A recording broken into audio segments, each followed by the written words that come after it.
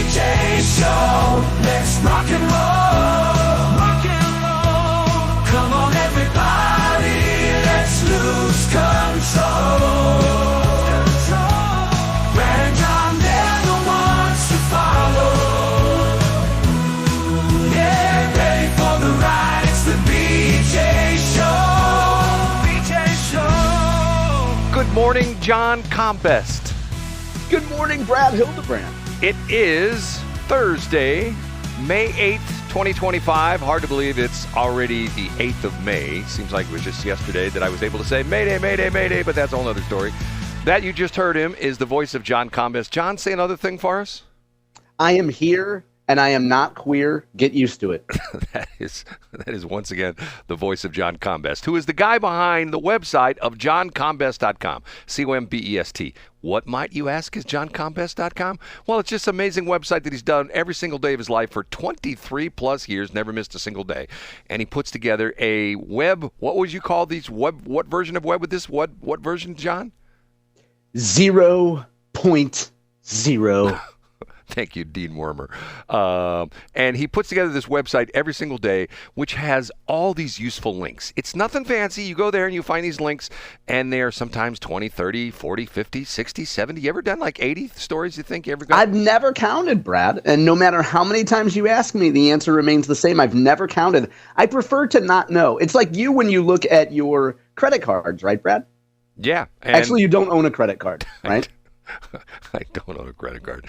Right. I don't vote. I don't own a credit card. But I do go to the gym. But that's a whole other story. Anyway, John puts together this incredible list of all the things. Now, what we do is we bring in this guy right here. I'm Casey Kasem. And what does he do? Now on with the countdown. Counts them down. And we start off with? In third place. I think everyone's heard of the fun game 6 Degrees of Kevin Bacon. But I'm not really a movie guy. And it's hard for me to play that game. Brad, I want to ask you to join me in playing 1 or 2 degrees of David Hoffmann. You know, that billionaire businessman that has strong ties to the Washington, Missouri area. Are you ready to play with me, Brad? John, I am, but I have to sell my real estate real quick to David Hoffmann before we go on. So go ahead. He's snatching it up, Brad. That's right. But here's the thing. Can you connect David Hoffmann in 1 or 2 steps to outgoing Berkshire Hathaway boss Warren Buffett? You know what that link might be, Brad? That they both drink Coca-Cola every day? How'd you know? That's exactly what it is. And they have a best friend named Charlie, a consigliere. No, but I will tell you the connection between the two and the possible connection someday between the two entities. Jacob Barker of the Post-Dispatch has a story, and the headline today in the Post, St. Louis Post-Dispatch parent delays interest payment for 3rd month. That's right, Lee Enterprises, who owns the St. Louis Post-Dispatch, owes a ton of money to Berkshire Hathaway. That's the big, finance conglomerate that was founded by the great Warren Buffett, who last Saturday announced that he would be retiring soon. But I digress. Anyway, David Hoffmann, the popular or unpopular, wherever you are in Franklin County, businessman, has talked about purchasing more shares of the St. Louis Post-Dispatch, maybe even buying it outright or taking a controlling interest in it. He already owns a bunch of shares, but he's looking to buy more. But what Berkshire did, Brad, so follow me here. Lee Enterprises, parent of the Post-Dispatch, owes a bunch of money to Berkshire Hathaway, and they just can't seem to pay it. They can't even pay the interest every month, Brad. So what they've done, and by the way, they blame it on the fact that there was a hack back in February. We talked about it a couple times on the show that affected some of their circulation. It affected them being able to print some of their print newspapers. The point is, Lee Enterprises can't pay the monthly nut, so to speak, that they're supposed to give Berkshire. So Berkshire said, you know what? No big deal. We'll restructure a couple things. And one of the little things that we want from you, Lee Enterprises, is that if you happen to sell any assets valued over $500,000, we get the debt first. So in other words, you will not sell anything that's valued over $500,000 and keep the money, if you sell anything over $500,000, you take that money and you pay back what you owe us in interest first. Now that seems like a pretty fair deal, wouldn't you say, Brad? What are they going to sell? I mean, they're going to sell some of their newspapers? Yeah, I think that's the point. And so apparently, and Jacob Barker does a good job, I think, here reading between the lines. He says what this could do would complicate any sales of the assets to the Hoffmann family of companies. So in other words, if Lee is looking at their books and saying, look, we can't even make our monthly interest payments, we got to start offloading stuff. Berkshire says that anything that comes in that's over $500,000, so any semi-significant asset that Lee sells off, that money goes directly to Berkshire right away.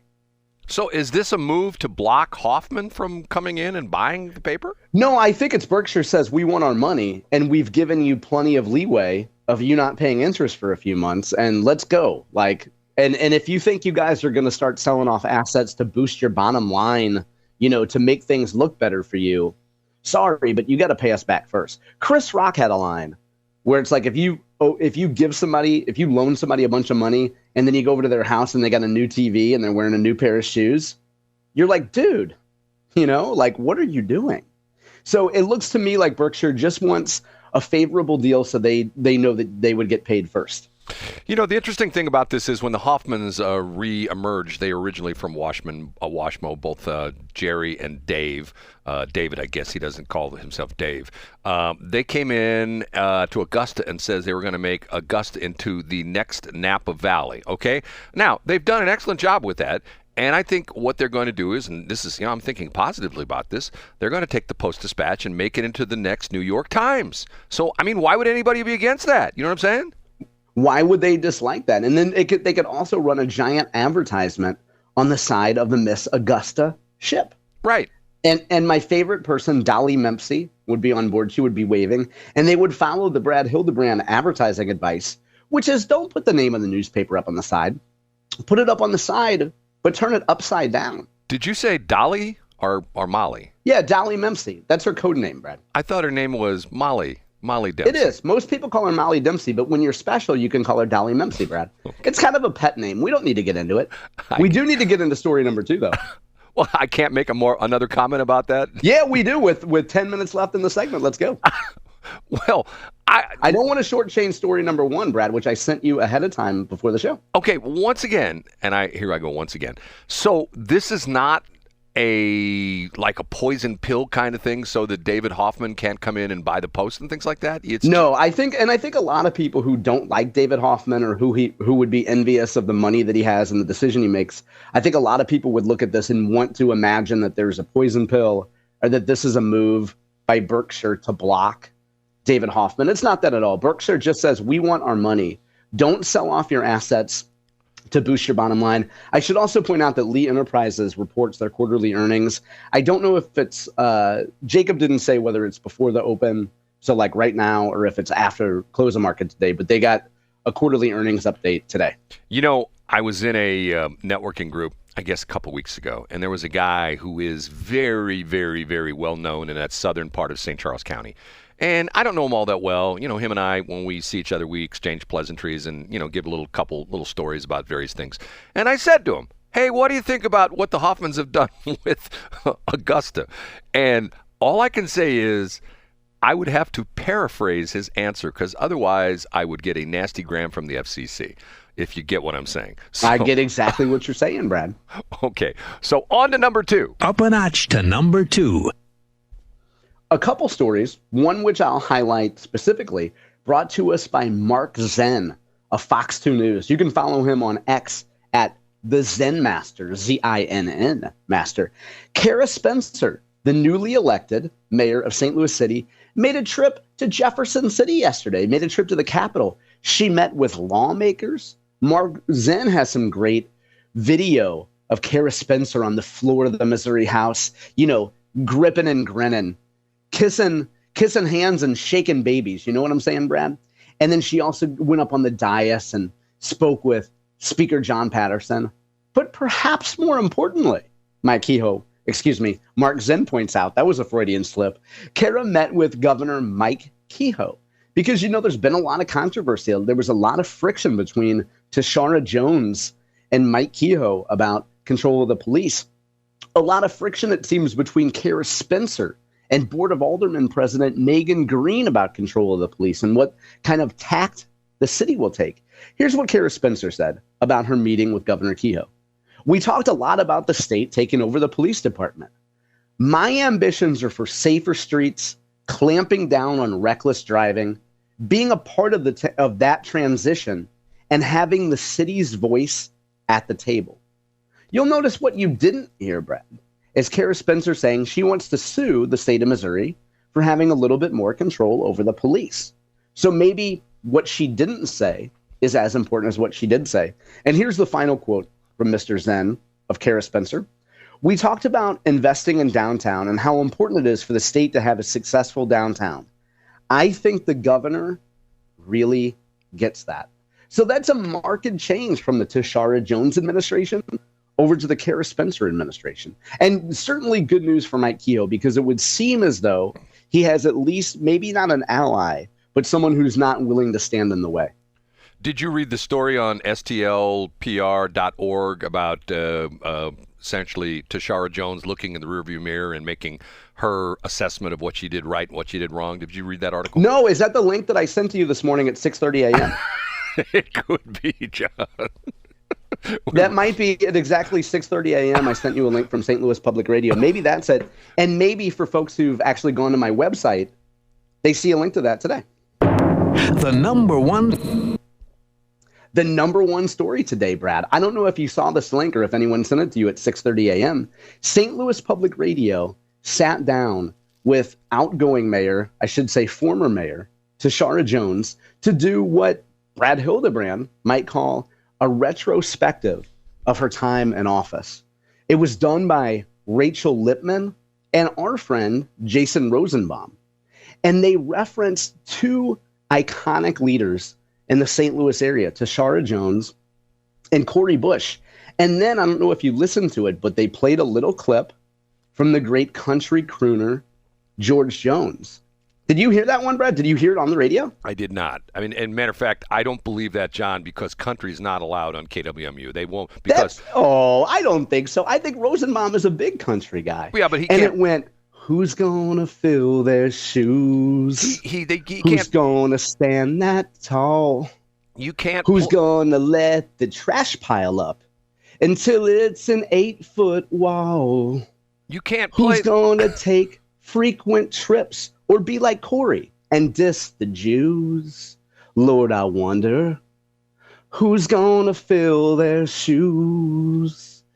The headline, Brad, I think, from the retrospective by Tishaura Jones, when asked directly if there's anyone in St. Louis City that can fill the shoes of powerful black women like Cori Bush and Tishaura Jones, are there any young emerging black female leaders? Tishaura Jones point blank said, no.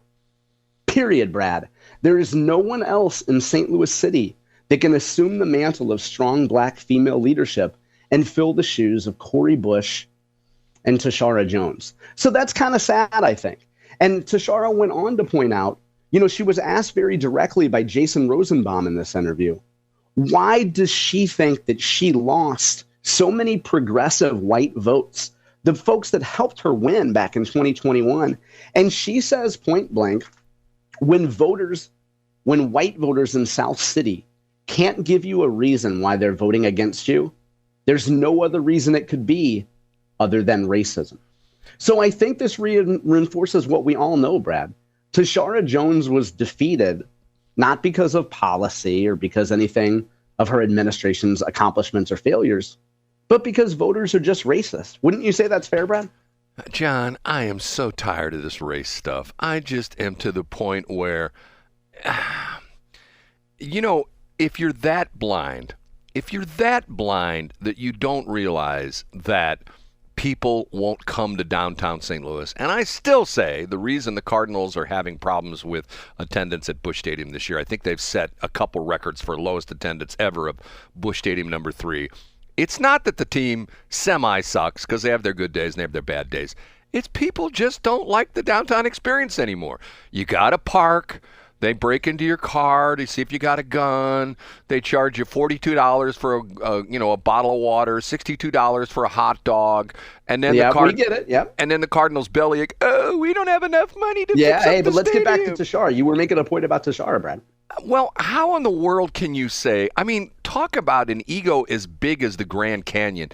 How can you say there's no black women who are the next generation of Tishaura Jones? And she's not that old. I mean, there's no black woman in St. Louis that is going to be a force to be reckoned with in politics in the next 10 years. I think so. I think there's two sides to this, Brad, which I think is on one side. By the way, if you're involved in politics at all, even if you don't care much about St. Louis City, I think you should read this interview, because I think Rachel and Jason do a good job of pressing her a little bit on some of the stuff, which you don't see all that often from reporters.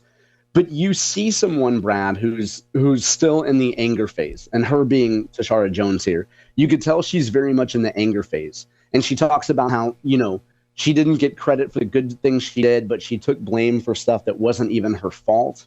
She does a lot of, I have to say, Brad, a lot of belly aching. The piece starts, Rachel Lippman and Jason, I should give them both credit here too, but they point out that one of her complaints, she said, here's the quote, she added that she misses not having to drive herself.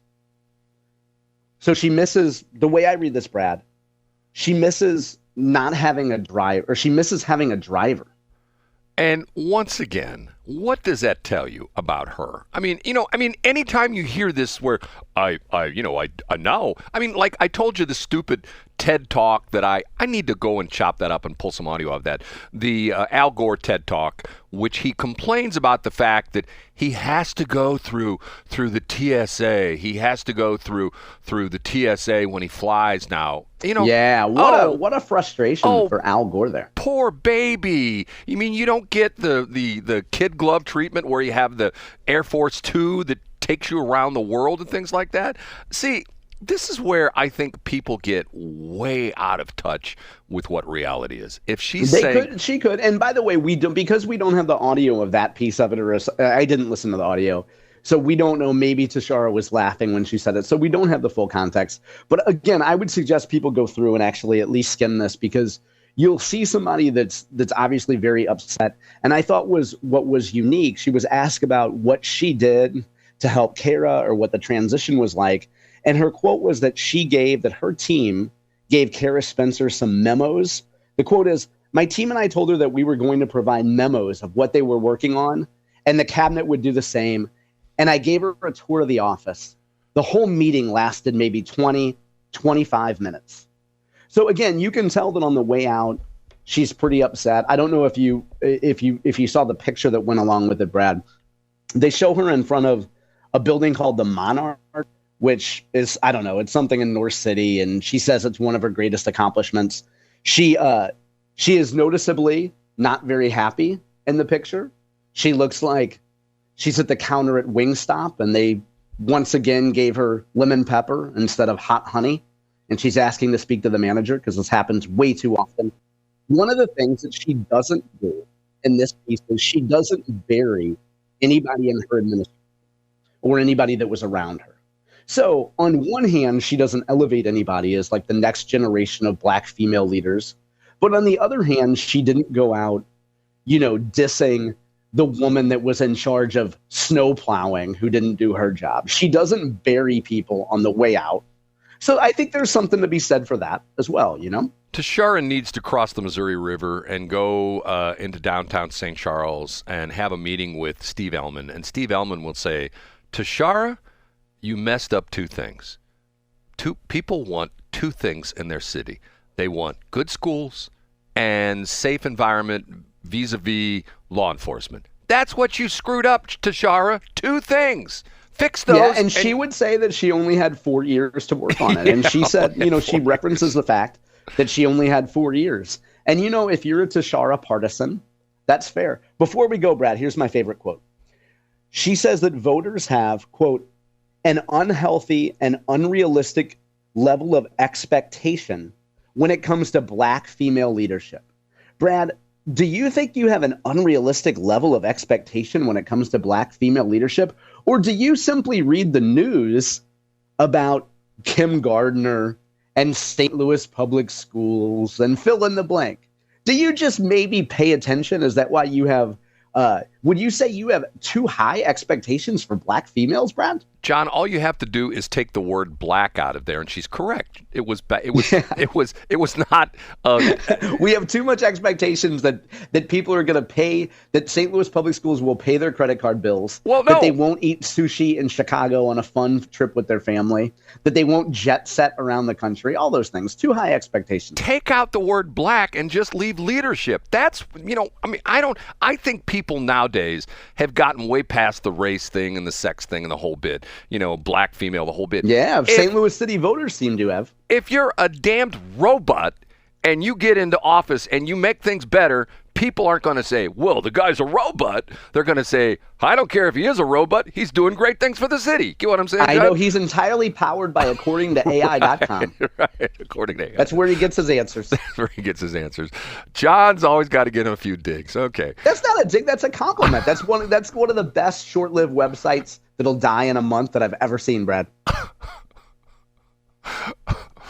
Okay, John. The Hoffmans just bought it. It just came across my desk. Oh, but they got to pay the Oracle of Omaha first. Okay.